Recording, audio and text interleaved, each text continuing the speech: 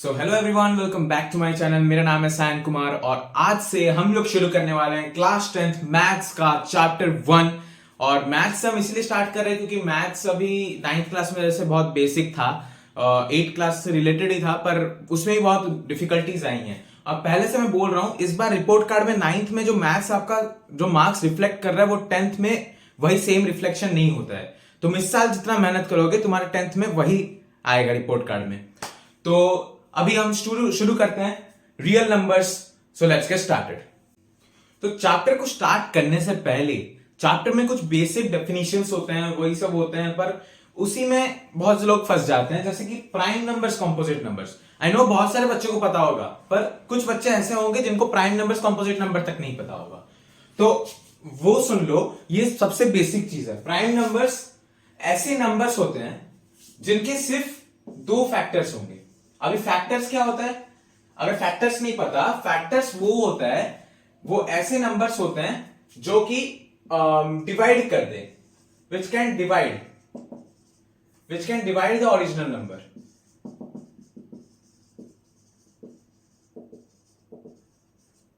तो prime numbers क्या होता है? जिसके दो फैक्टर होते हैं। दो फैक्टर मतलब जिससे दो नंबर जो उस नंबर को डिवाइड करते, ऐसा नंबर अगर कोई हो तो उसको प्राइम नंबर बोलेंगे। तो अगर जैसे मैं एग्जांपल के लिए ले लूं टू एग्जांपल के लिए ले लिया, इसके क्या फैक्टर्स आएंगे? इसको एक डिवाइड कर सकता है, one again divide two, two को वन डिवाइड कर सकता है, और एक क्या, टू को टू डिवाइड कर सकता है। इसके अलावा कोई भी नंबर नहीं है। तो इससे क्या पता चलता है ना कि प्राइम नंबर्स के जो दो फैक्टर होंगे ना, वो दो फैक्टर क्या होंगे? एक वन होगा एंड अदर वन होगा द नंबर इटसेल्फ। एग्जाम्पल क्या है? Two, three, one factor, three factor हो गया, वही थ्री हो गया। तो क्या होता है प्राइम नंबर्स? 2, 3, 5, 7, 11, ऐसे आगे चलो, 2, 3, 5, 7, 11। नेक्स्ट है हमारे पास कॉम्पोजिट नंबर्स। अभी कॉम्पोजिट नंबर्स कुछ नहीं, बस मतलब इधर दो फैक्टर्स थे। कॉम्पोजिट नंबर्स क्या होंगे ना? जिसके दो फैक्टर्स ज्यादा होंगे, मतलब ऐसे नंबर जिनको दो नंबर से ज्यादा नंबर्स उसको डिवाइड कर पाए। जैसे कि मैं 6 ले लिया, अभी 6 को 1 डिवाइड कर सकता है। पहले तो हम पहले श्योर पूरा हो जाए कि 6 जो भी नंबर लोगे ना उसको दो नंबर पक्का से पक्का डिवाइड कर सकता है। 6 जैसे मतलब कोई भी नंबर ले लिया ना, उसको 1 डिवाइड कर लेगा और उसको वो खुद नंबर डिवाइड कर लेगा। तो 1 और 6 तो पक्का हो गया। फिर 6 को 2 डिवाइड कर सकता है। इसका मतलब 2 के टेबल में 6 आता है, 6 को 2 डिवाइड कर सकता है। वैसे ही 6 को 3 डिवाइड कर सकता है। हो गया, 4 फैक्टर हो गए। मोर देन 2 फैक्टर्स, ऐसे नंबर जिसके दो से ज्यादा फैक्टर हो उसे बोलेंगे composite number. More than 2 factors. Example क्या हो जाएगा? एग्जाम्पल के लिए 6 हो जाएगा, 9 हो जाएगा, और फिर 12 हो जाएगा। फिर सारे मतलब प्राइम नंबर को छोड़ के बाकी सब जो वही कॉम्पोजिट नंबर्स होंगे ना। अभी क्वेश्चन आएगा, हम लोग 1 तो हर बार ले रहे हैं, 1 ले रहे हैं बार बार, 1 फैक्टर में हमेशा आएगा। तो 1 को अगर कंसीडर करें, ये प्राइम होगा या कॉम्पोजिट होगा? क्योंकि 1 का देखोगे तो 1 ही एक फैक्टर है ना, उसका तो एक ही फैक्टर है, वो खुद ही है और वो 1 ही है। तो ये this is neither prime nor composite. ये यूनिक नंबर है, यूनिक हो गया। तो हाँ, मेरे को लगता है prime number, composite number, factors, ये पूरा क्लियर है। ये है बेसिक इस चैप्टर का। अभी हम आगे जा रहे हैं फंडामेंटल थ्योरम ऑफ अरिथमेटिक। तो अभी हम बात करते हैं फंडामेंटल थ्योरम ऑफ अरिथमेटिक के बारे में। यह है इसका पहला पड़ाव। तो देखते हैं, इधर लिखा है, स्टेटमेंट पूरा लिख दिया मैंने। लिखा है every composite number can be expressed, that is factorised. उसको मैं फैक्टराइज करके लिख सकता हूं as a product of primes and this factorisation is unique. अभी इतना समझो, एवरी कंपोजिट नंबर 6 ले लिया मैंने, composite number 6 can be expressed as a product of primes. मैं 6 को लिख सकता हूं 2 into 3, 6 को लिख सकता हूं 1 into 6। हो गया। इतना लिख सकता हूं। तो ये बोल रहा है every composite number can be expressed as a product of primes. अभी इन दोनों में देखोगे 6 तो प्राइम नंबर नहीं है ना, 6 कंपोजिट है, तो ये तो गलत हो गया। तो इसका प्राइम फैक्टराइजेशन इनडायरेक्टली बोल रहा है प्राइम फैक्टराइजेशन। 6 का प्राइम फैक्टराइजेशन क्या है? 6 इज इक्वल टू 2 इंटू 3, मतलब सिर्फ प्राइम नंबर के मल्टीप्लीकेशन से 6 आ रहा है, यही स्टेटमेंट बोल रहा है। और ये जो फैक्टराइजेशन बना है ना, ये जो फैक्टराइजेशन बना है, ये और किसी नंबर का हो ही नहीं सकता। ये फैक्टराइजेशन यूनिक है, यूनिक है, सिर्फ 6 के लिए वैलिड है, सिर्फ 6 के लिए वैलिड है। तो एक और एग्जांपल लेते हैं 22 एक एग्जांपल लेते हैं। इसके क्या क्या फैक्टर्स आएंगे? 1, इसके फैक्टर्स आएंगे 2 और आएंगे 11, बस। और एक 22 नंबर इटसेल्फ। अभी मैं इसको कैसे लिखूं? मतलब अभी मैं लिख सकता हूं ना 22 को 22 इक्वल टू 22 इंटू 1, फिर लिखूंगा इक्वल टू 22 को क्या लिख सकता हूं 2 इंटू 11, 2 इंटू 11, 1 तो नाइदर कंपोजिट नॉर प्राइम, और 1 का वैल्यू मल्टीप्लाई करने से वही नंबर आता है ना। तो 2 इंटू 11, 22 को मैंने 2 इंटू 11 में लिखा। इसका क्या कर दिया मैंने? इसका प्राइम फैक्टराइजेशन कर दिया, 22 का प्राइम फैक्टराइजेशन कर दिए। तो ये जो प्राइम फैक्टराइजेशन आया, ये प्राइम फैक्टराइजेशन अपने आप में यूनिक है, सिर्फ 22 के लिए वैलिड है और किसी के लिए वैलिड ही नहीं है, यही बोलना है।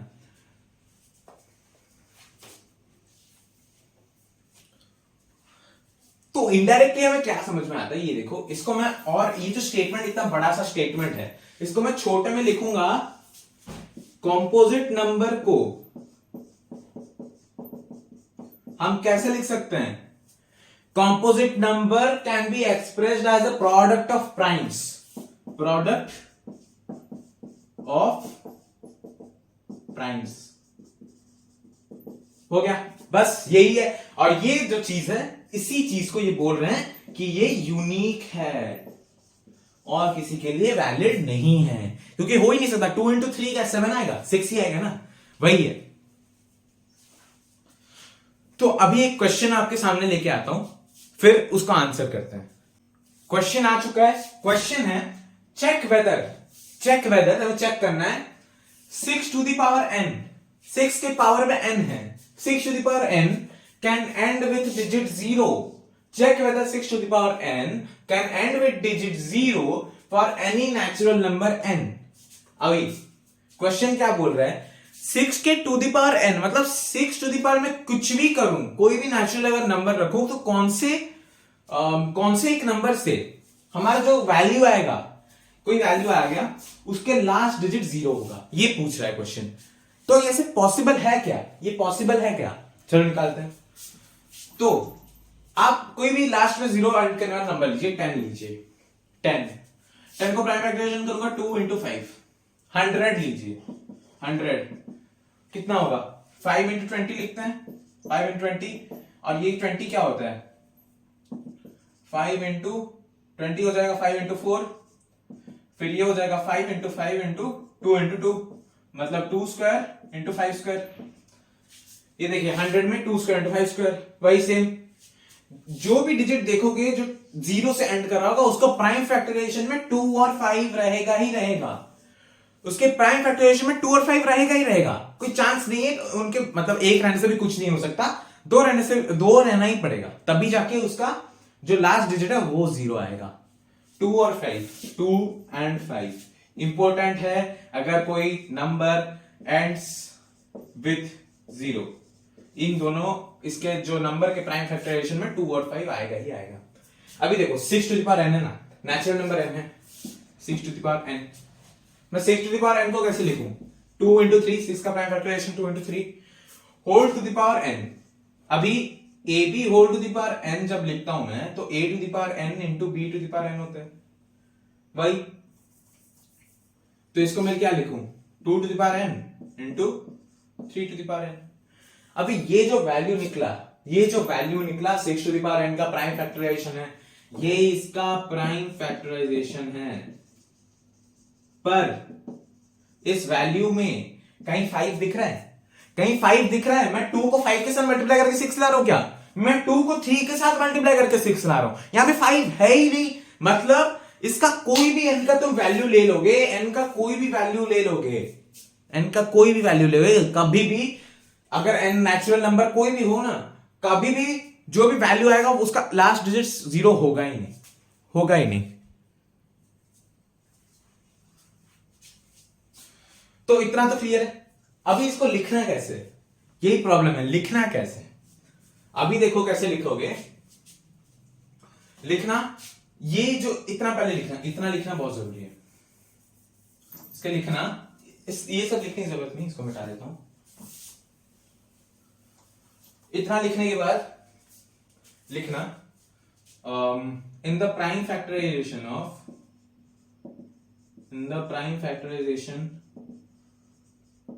of 6 to the power n,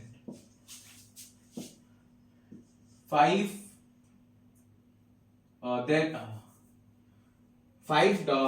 is not present in the prime factorization. हाँ सही, 5 is not present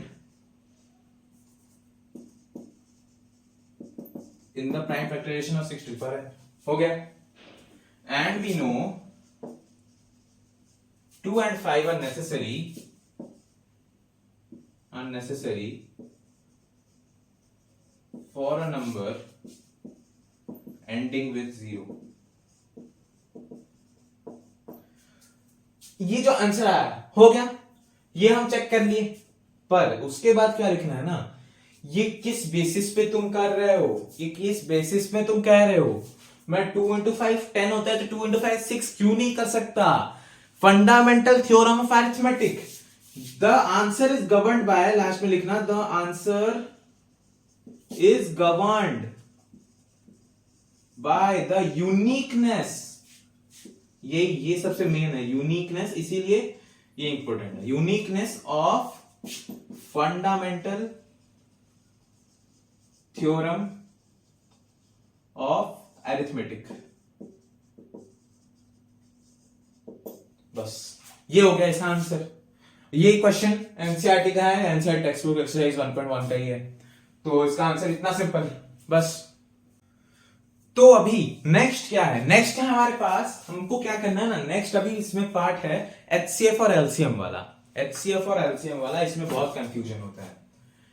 एचसीएफ तो आप आंसर निकाल लेते हैं, पर इसका असली मतलब क्या है वो कोई समझ ही नहीं पाता। इसका असली मतलब क्या है, highest common factor full form तो सबको पता होगा, highest common factor.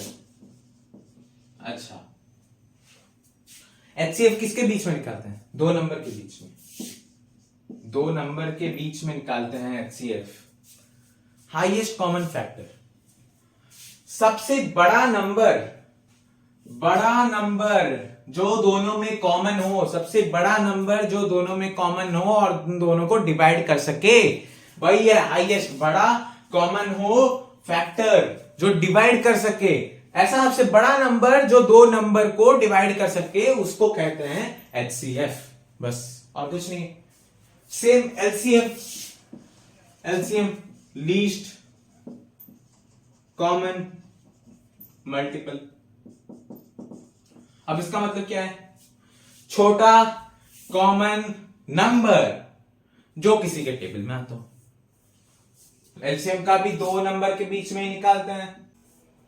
LCM least common multiple, सबसे छोटा कॉमन नंबर जो दोनों के टेबल में आता हो, मतलब जो दोनों का मल्टीपल हो। मल्टीपल क्या होता है, 5 के मल्टीपल 5 होते हैं, 10 होता है, 15 होता है, 20 होता है, 25 होता है, 1 करोड़ होता है। 5 के मल्टीपल होते हैं ये सब। तो ऐसा सबसे छोटा नंबर जो दोनों में हो और जो दोनों का मल्टीपल हो, वही है लीस्ट कॉमन मल्टीपल। बस इसी को बस हमें निकालना है प्राइम फैक्टराइजेशन मेथड से। प्राइम फैक्टराइजेशन मेथड, अभी ये देखो, अभी मान लो मैं 2 नंबर लेता हूं, 80 एक और 300। इसका एलसीएम एचसीएफ कैसे निकालोगे, ठीक है, एलसीएम एचसीएफ कैसे निकालोगे। 80 का ऐसे खींचना, ठीक है, मतलब देखो अब इसको कैसे डिवाइड हो रहा है, इसका क्या क्या फैक्टर है। सबसे पहले 1 से डिवाइड करोगे, क्या करोगे 1 से डिवाइड करके, क्या करोगे 1 neither prime and nor opposite, का क्या फायदा डिवाइड करके। 2 से करो, 2 से हो रहा है तो करो, 2 से क्या 40 आया, वापस 2 से हो रहा है, 2 से करो 20 आया, वापस 2 से हो रहा है, 2 से करो 10 आया, वापस 2 से करो 5 आ रहा है, पर अभी 2 से नहीं हो रहा, 3 से भी नहीं हो रहा, 5 से होगा। सारे प्राइम फैक्टराइजेशन ट्राई करना, प्राइम नंबर्स होने चाहिए लेफ्ट साइड राइट साइड में, मतलब राइट साइड मतलब राइट साइड तो नहीं, मतलब देखो सारे प्राइम नंबर्स होने चाहिए इस तरफ, कंपोजिट नंबर नहीं होना चाहिए, क्योंकि कंपोजिट को तो और भी डिवाइड कर सकते हैं ना, उसका क्या फायदा फिर। 5 को करो 5 1 प्राइम फैक्टराइजेशन ऑफ 80 हो गया, 80 को लिख दूंगा मैं 2 into 2 into 2 into 2 into 5, 2 into 2 into 2 into 2 into 5, क्या हो गया 1 2 3 4 2 to the power 4 into 5, बस 80 का हो गया प्राइम फैक्टराइजेशन। 300 का इसका एलसीएम निकालेंगे अभी। 300 2 से होता है, बिल्कुल होता है, लास्ट में 0 है, 2 150 होता है, लास्ट में 0 होगा, 2 75 3 से होता है, 7 + 5 12, हाँ 3 से होता है, डिविजिबिलिटी कर लो, 3 25 सा, फिर 25 तो 3 से नहीं होता, 5 से होता है, 5 सा, अभी 5 1 सा हो गया। 300 को मैं लिखूंगा 2 into 2 into 3 into 5 into 5, 2 into 2 into 3 into 5 into 5, 2 का square into 3 to the power 1 into 5 का स्क्वायर, तो 1 लिख दो। अभी देखो ये जो चीज निकला ना, ये इंपॉर्टेंट है, अभी फिलहाल ये इंपॉर्टेंट है। कैसे 2 to the power 4 into 5 to the power 1, 2 to the power 2 into 3 to the power 1 into 5 to the power 2। अभी इसमें देखो 3 इधर है, इधर 3 है, इधर 3 है, ऊपर नहीं है, पर मैं ला सकता हूं क्या, हाँ ला सकता हूं, into 3 to the power 0, 3 to the power 0 क्या होता है 1 ही तो होता है, तो 1 में किसी के साथ मल्टीप्लाई कर वही नंबर तो आएगा, 3 to the power 0 डाल दिया मैं यहाँ पे। अभी एचसीएफ के लिए क्या करें, एचसीएफ के लिए क्या करें, हाईएस्ट कॉमन फैक्टर जो इन दोनों को डिवाइड कर दे, 2 to the power 4 5 to the power 1। अभी देखो 2 कॉमन है, 2 कॉमन है, 2 कॉमन है, इन दोनों में ऐसा नंबर जो छोटा हो, कौन सा छोटा है, 2 to the power 4 छोटा है या 2 to the power 2 छोटा है, ऑब्वियस 2 to the power 2 छोटा है, मैं लिख दिया 2 to the power 2, मल्टीप्लाई करो, मल्टीप्लाई 3 देखो, इधर 3 इधर 3, 3 to the power 0 छोटा है, 3 to the power 1 छोटा है, 3 to the power 0 छोटा है, तो इधर 3 to the power 0 लिखो, मल्टीप्लाई करो, क्या 5 to the power 1 छोटा है या 5 to the power 2 छोटा है, 5 to the power 1 छोटा है, तो 5 to the power 1 लिखो, 2 square into 3 to the power 0 into 5 to the power 1, 4 into 5 20, HCF इसका क्या आएगा 20, HCF of 80 and 300 is 20, LCM की बारी, इसको इतना हटा देता हूं, 80 300, अभी LCM 2 को वापस देखो, इस बार 2 को वापस देखो, इस बार ना 2 स्क्वायर हमें नहीं देना, इस बार नहीं देना, इस बार बड़ा नंबर लेना है हमें, इस बार हम बड़ा वाला चूज करेंगे, 2 to the power 4 बड़ा है, 2 to the power 2 बड़ा है, 2 to the power 4 बड़ा है, 2 to the power 2 बड़ा है, 2 to the power 4 बड़ा है ना, तो एलसीएम लिखो 2 to the power 4, फिर 3 to the power 1 बड़ा है, 3 to the power 0 बड़ा है, 3 to the power 1 बड़ा है, लिखो 3 to the power 1, फिर 5 to the power 2 बड़ा है या 5 to the power 1 बड़ा है, 5 to the power 2 बड़ा है 25 होता है, 5 to the power 2 लिखो, क्या होगा ये 24 नहीं 2 to the power 4 है, 2 to the power 4 into 3 into 5 square 16 into 3 into 25 कितना आएगा 1200 कैलकुलेट कर लेना, 1200 कैलकुलेट कर लेना,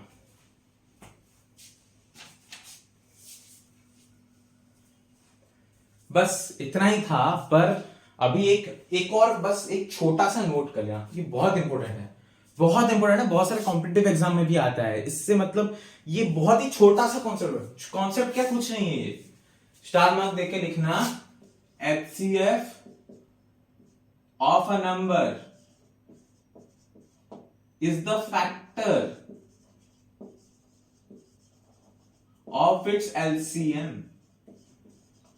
मतलब क्या बोल रहे हैं, LCM को HCF डिवाइड कर लेगा सेम नंबर का, अगर तुम निकाले हो, मैं इधर निकाला हूं ना, LCM निकाला हूं 1200, HCF निकाला हूं 20, क्या 1200 को 20 डिवाइड नहीं कर देगा, 1200 को 20 डिवाइड नहीं कर देगा, कितना आएगा 60 आएगा, वही है HCF of a number is a factor of HCF। अभी तो काम नहीं है, बाद में है अभी है, अभी एक्सरसाइज 1.1 के लिए मेरे को याद है एक क्वेश्चन था, हाँ तो उसके लिए देख लेते हैं, उसका थ्योरम है एक्चुअली, वो थ्योरम है, तो वो क्या है ना, देखो क्या है, LCM into HCF equal to product of two numbers.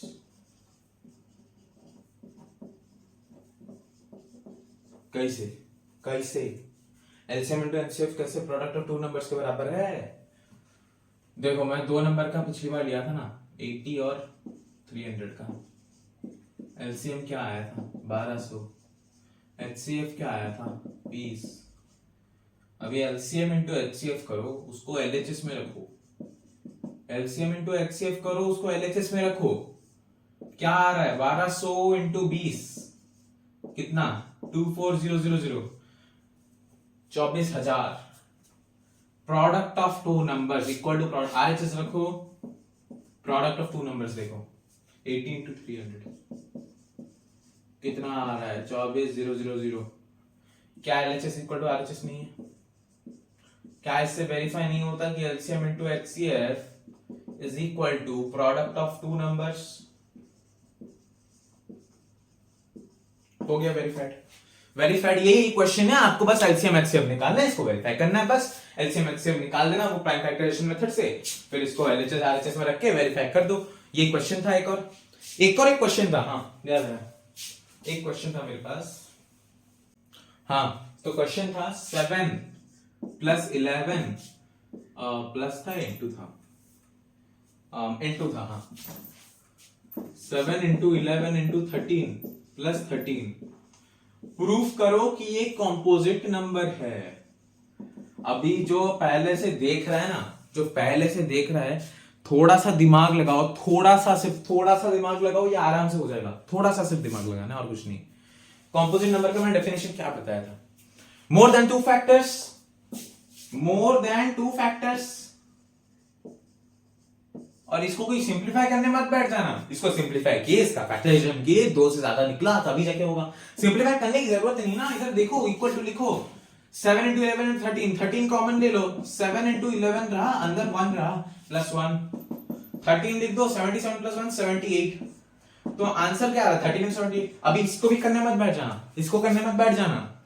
ये जो आंसर आया ना, ये आंसर, ये कोई एक प्रोडक्ट है, ये एक आंसर है, ये एक आंसर है। तो ये जो आंसर है, इसके पहले तो 2 फैक्टर होंगे ही होंगे। कौन से 2 फैक्टर? 1 एक फैक्टर होगा, एक वो खुद नंबर इटसेल्फ जो निकलेगा, पर निकालने की जरूरत नहीं। और एक फैक्टर क्या होगा? 13 एक प्राइम नंबर नहीं है, 13 एक प्राइम नंबर नहीं है। 13 के सिर्फ 2 ही फैक्टर्स है ना, मानो 13 एक प्राइम नंबर ही तो है। तो मैं एक और फैक्टर 13 लिख दूंगा। मतलब ये जो नंबर आएगा 13 इंटू 78, जो नंबर आएगा उसको मैं 13 से डिवाइड नहीं कर सकता, डिवाइड करने 78 आएगा। 13 से डिवाइड हो रहा है, 13 एक फैक्टर है। अभी हम यहां से clearly visible that it has 3 factors, उससे ज्यादा भी हो सकते हैं, 3 factors, and it can have more than that, which means there are more than 2 factors. Therefore it is a composite number. बस खत्म। यही है एक्सरसाइज 1.1 में। एक और था तुम्हारा सर्कल वाला क्वेश्चन, वो इतना डिफिकल्ट नहीं है। बस वहां पे क्या सोचना है, बस सोचना है और कुछ नहीं। वो क्वेश्चंस में सिर्फ सोचना अच्छे से, तो बस 2-3 बार पढ़ लेना क्वेश्चन। वो जो सर्कल था ना, ऐसे सर्कल बनाना, 2 बच्चे दिए होंगे, एक इतने मिनट में करता है, दूसरा इतने मिनट में करता है, एक सेम पॉइंट से स्टार्ट किए, सेम टाइम में, सेम डायरेक्शन से किए, तो लास्ट में आके कब मिलेंगे वापस? यहां पे तो पहले तो मिले, फिर दूसरा उनका टाइम है, तो वापस कब मिलेंगे? तो कैसे निकालोगे? एलसीएम ही तो लेना है, एलसीएम ही तो लेना है, एचसीएफ थोड़ी लेना है। मैं 12 मिनट स्पीड में एक राउंड को कवर कर रहा हूं, एक और बच्चा जो 18 मिनट के स्पीड में एक राउंड को कवर कर रहा है। मैं 12 मिनट में कर रहा हूं, एक और बच्चा 18 मिनट में कर रहा है। तो क्या हम एक राउंड खत्म होने से पहले मिल जाएंगे? मैं देखो यहीं से स्टार्ट किया हम लोग, मैं 12 मिनट में 6 मिनट में यहां पे पहुंच गया, उसको 18 मिनट में कवर करना है ना, 6 मिनट में वो यहां पे होगा, कहा मिल गया मेरे से मिल गया नहीं। फिर एक राउंड पूरा खत्म हुआ, 12 मिनट तो हो गया, इसका 18 मिनट जाके और थोड़ी टाइम बाद होगा। तो इसको कैसे निकालोगे? देखो उससे छोटा नंबर तो नहीं आना। एचसीएफ जब भी होगा हाईएस्ट कॉमन फैक्टर होगा जो डिवाइड कर सके, तो जो दो नंबर होगा उससे छोटा ही होगा। HCF is always smaller than the both the numbers. LCM क्या होगा? उससे बड़ा ही होगा ना, उसका मल्टीपल है, उसका मल्टीपल या तो वो नंबर हो सकता है, उन दोनों में से एक हो सकता है, या तो उससे बड़ा हो सकता है। तो इसीलिए अगर इधर छोटा नहीं होगा तो बड़ा ही होगा। तो एलसीएम निकालना ना, एलसीएम ऑफ 18 12 निकाल देना, 36 मिनट आएगा आंसर, बस। तो आज के लिए बस इतना ही, मैं ज्यादा और एक्सप्लेन नहीं कर रहा। नेक्स्ट रियल नंबर से क्लास में हम लोग क्या करेंगे, हम लोग इस बार इरेशनल नंबर्स रैशनल नंबर्स पे विचार करेंगे पूरा डेप्थ में जाएंगे। इरेशनल नंबर्स, रैशनल नंबर्स, हाँ वो जो था ना तुम्हारे 9th क्लास में कट गया था, इस बार √2 इरेशनल कैसे प्रूव करना है, √3 कैसे प्रूव करना है, वो तो है इस बार। उसके साथ थोड़ा सा और था ट्विस्ट है कि 3 + √2 को कैसे इरेशनल प्रूव करना है, ये कैसे करना है, वो कैसे करना है, कर देंगे हम लोग, कर देंगे। बस कंटिन्यूस देखो लेक्चर, स्टार्टिंग से एंड तक देखना, और बेल डाल देना ना, जानते हो ना, सब्सक्राइब कर दो, थोड़ा ये कर दो, ऐसे ही अच्छा लगा तो कर देना, लाइक कर देना video. That's all, thanks for watching.